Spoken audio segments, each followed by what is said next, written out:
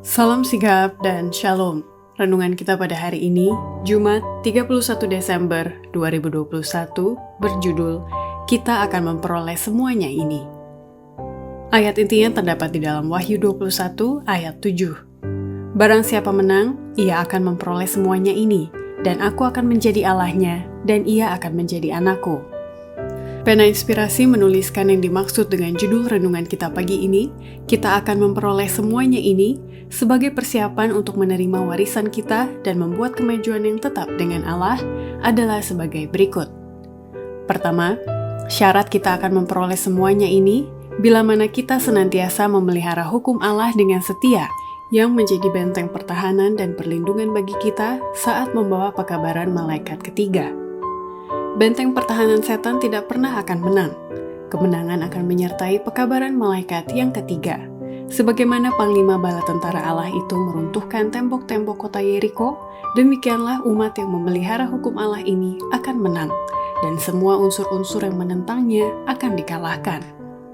Kedua, syarat kita akan memperoleh semuanya ini bila mana kita tetap mengandalkan kuasa Kristus, gantinya kuasa dan kebaikan diri sendiri untuk meraih kemenangan.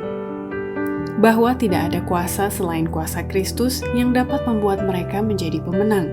Dalam semua rombongan yang bercahaya itu, tidak seorang pun yang menganggap keselamatan itu diberikan kepada mereka oleh karena mereka telah menang atas kuasa dan kebaikan mereka sendiri.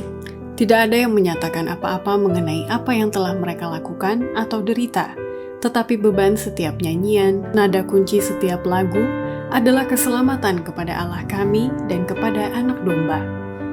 Ketiga, syarat kita akan memperoleh semuanya ini bila mana kita sungguh-sungguh menyempurnakan tabiat Kristen dan selalu menghormati hukum Allah di tengah-tengah kepalsuan dan ketidaksetiaan manusia.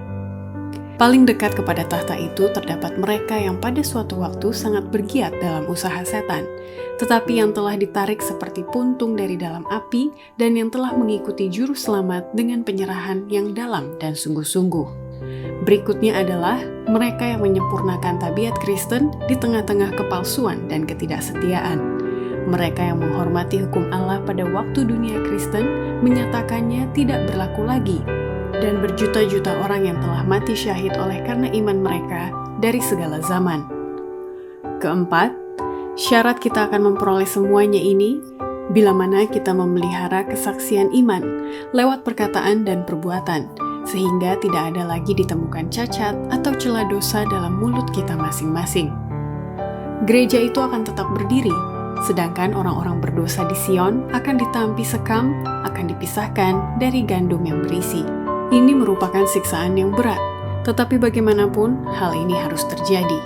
Tidak ada orang kecuali mereka yang memperoleh kemenangan oleh darah anak domba, dan di dalam perkataan kesaksian mereka akan didapati dengan setia dan benar, tanpa cacat atau celah dosa, tanpa tipu daya dalam mulut mereka.